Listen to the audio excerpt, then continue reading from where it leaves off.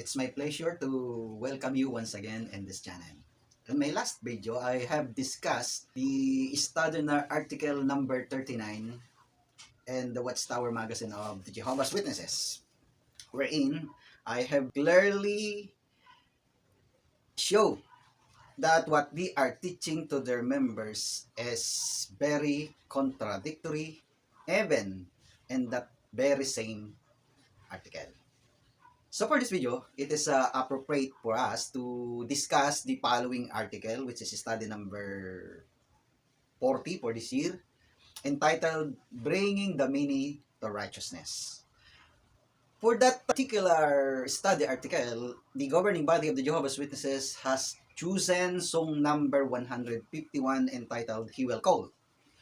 For those of you that are not Jehovah's Witnesses, that particular song of the Jehovah's Witnesses is the resurrection song. Meaning, it is the favorite or primary choose for their funeral discourses or services for their dead, for the funerals of their dead members. So, we can have the idea that what was contained or what is contained in this study article in the Watchtower of the Jehovah's Witnesses primarily pertains to the resurrection hope. So for this video, I will going to demonstrate by citing Bible verses or scriptures that clearly shows that the doctrine of the Jehovah's Witnesses regarding the time, the true time of the resurrection is, their doctrine is very different from what the Bible is saying about the timing of the resurrection. Well, for those who are not familiar with the doctrine of the resurrection in the Bible is saying that there is two kind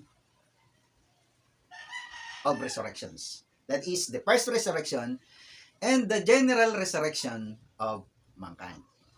Well, if you will read and study article number 40 entitled Bringing the Many to Righteousness and the Watchtower magazine, the official magazine of the Jehovah's Witnesses, it teaches that the general resurrection will happen during the millennium reign of Christ being discussed at Revelation chapter 20. But is it true that what the Jehovah's Witnesses is calling heavenly or earthly resurrection will take place during the millennium being discussed at Revelation chapter 20? Well, that is the general resurrection.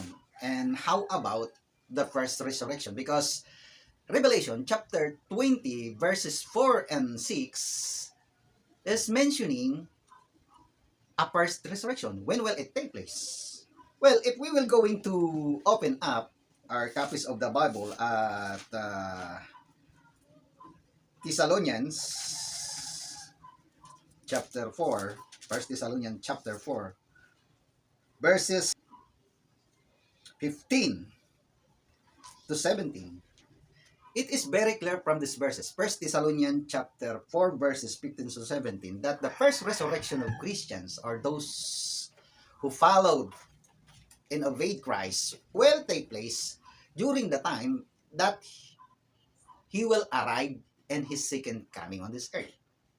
That is what the mainstream Christianity or other Christian religion is teaching to their members. That is what they believe, that Christ will resurrect the faithful ones the moment He arrives the second time here on earth.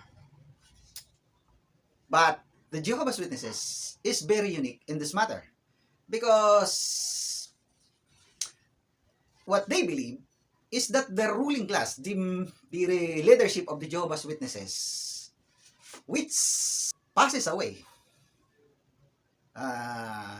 during this time, will be instantly resurrected even if Christ has not yet arrived in His second coming. Well, if you will have the time to dig that their doctrines, that doctrine of the Jehovah's Witnesses deeply, you will find that they are teaching their members that their leaders, which they call the 144,000 members, the ruling class, which they say the ruling class, the exclusive group that will only that they are the only qualified to go with Christ in heaven, has been already resurrected in heaven from 1918 onwards until our time. So that is their doctrine. So for the Jehovah's Witnesses, to make it short, their first resurrection is already taking place even if Christ has not yet arrived. And another thing to say here, I want to say here, is they also have this different doctrine of saying that Jesus Christ has arrived already, has came back already on this earth.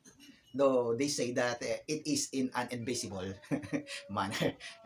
That is already another peculiar teachings of the Jehovah's Witnesses. So that is the first resurrection. And how about the general resurrection that will take place, which they call the earthly resurrection? But the Bible is silent whether that resurrection will take place here on earth or it will take place right up there in heaven. Because Revelation chapter 20 is not saying that the resurrection being mentioned at verses 11 onward will take place here on earth, here in our planet. But the Jehovah's Witnesses wants us to believe in their study article that we are discussing right now, is that the resurrection will take place upon this earth. And when will it happen? According to their teaching or according to the study article that we are discussing today. They are saying in that particular article entitled Bringing Many to Righteousness, they are saying that the resurrection, the general resurrection, will take place during or inside the millennium reign of Christ. But does the Bible support that kind of teaching? Well, if we will open up our Bible at Revelation chapter 20, verse 5, it is very clear about the timing of the general resurrection. It says here, the rest of the dead did not come to life until the 1,000 years were ended. So it is very clear, the rest of the dead, because some of the dead has been already resurrected during the time that Christ has arrived in his second coming. So, the verse here is saying that the rest of the dead did not come to life until the 1,000 years were ended. And if we will go into read verse 4 and 6, it says here, and I saw thrones, and those who sat on them were given authority to judge. Yes, I saw the souls of those executed for the witness they gave about Jesus, and for speaking about God, and those who had not worshipped the wild beast or its image, and had not received the mark of their forehead on their hand, and they came to life and ruled as king with Christ for 1,000 years. 6. Happy and holy is anyone having part in the first resurrection. Over this, the second death has no authority, but they will be priests of God and of Christ, and they will rule as king with him for the 1,000 years. So, those who has been, who will be resurrected during the coming of Christ and his second coming, were included on what the Bible calls as the first resurrection. But the rest of the dead, according to verse 5 that we have just read, will not be resurrected until the 1,000 years or the millennium has already ended or has ended. So the Bible is very clear about that. But again, the leadership of the Jehovah's Witnesses is propagating their own kind of theology, and they want to teach another kind of good news or another kind of message. That is why in their publications, they are saying that the resurrection being mentioned at verse 5, Revelation chapter 20 verse 5, is only symbolical, and it is not a literal resurrection of the dead. But my beloved viewers, please note that verses 4 and 6, and I am very sure that they will agree with me with that, is discussing about a literal resurrection of the dead. resurrection of the dead. So, verse 5 is right in the middle of those two verses. But then, they have deviated from the premise of verses 4 and 6 and have come to their conclusion that the resurrection or the coming into life of those who are dead, and verse 5 is only symbolical, just for them to have the space to insert their own kind of theology on what will happen during that millennium or the events taking place immediately after that period. So, that is their problem. They have put, the Jehovah's Witnesses has put this resurrection, general resurrection, right in the middle of the 1,000 year of Christ. But is our understanding, or is the way how we understand verse 5 here is in accordance with all the other verses within this chapter 20 of Revelation? Well, as I have said, the resurrection in verses 4 and 6 is a literal resurrection, and there is no reason for the Jehovah's Witnesses to to alter the meaning of verse 5. But again, to reinforce our explanation, if we will read verses 7 to 10, which is the coming out of Satan, the devil, from the abyss, and then afterward he is being destroyed or being hurled into the lake of fire on verse 10. And it is very clear that the timing of that events will take place after the millennium reign of Christ. So, after that Satan the devil and his other companion being hurled into the lake of fire, we can read at verses 11 onward that the dead is being resurrected. So, it reinforces our understanding that the dead will only be raised up in the resurrection after the 1,000 years has already passed. But the Jehovah's Witnesses wants to believe us, or wants to teach us, that the resurrection, the general resurrection, will take place during or inside the period of the millennium. And the reason for that is that they're going to teach. They're saying that they're going to teach those who has not put their faith or put their trust in Jehovah and in the teaching of the organization of the Jehovah's Witnesses. It is very absurd. It is very ridiculous.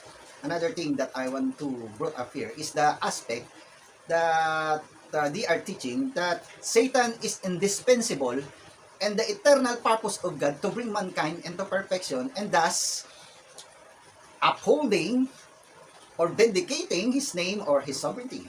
And what is that?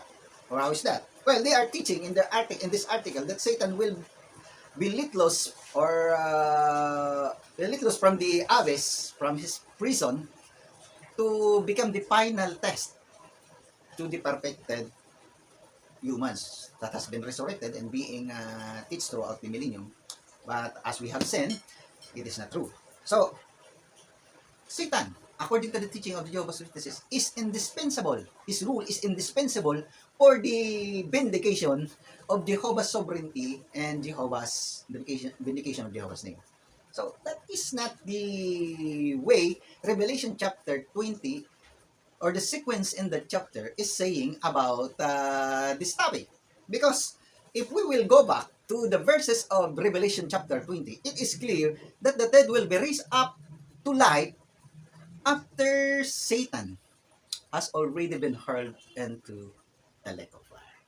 So, there is no such a final test that the Jehovah's Witnesses is teaching, and that is one of the subtitle in the study article that we are discussing before paragraphs 13 and 14 of that article. The subtitle is Final Test. No, there is no such a final test, because the dead will be raised up to life after Satan has been already hurled into the lake of fire.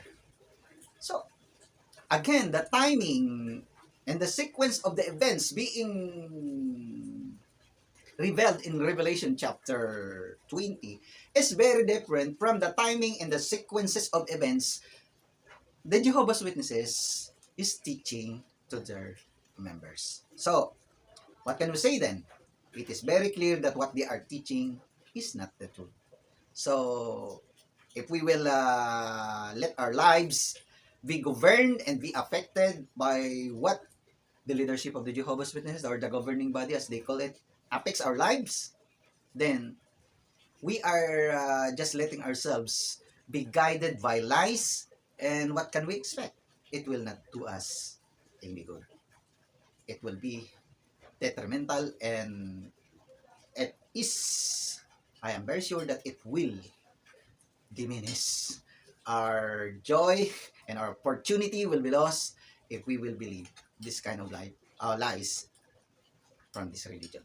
Thank you, and may you have a good day.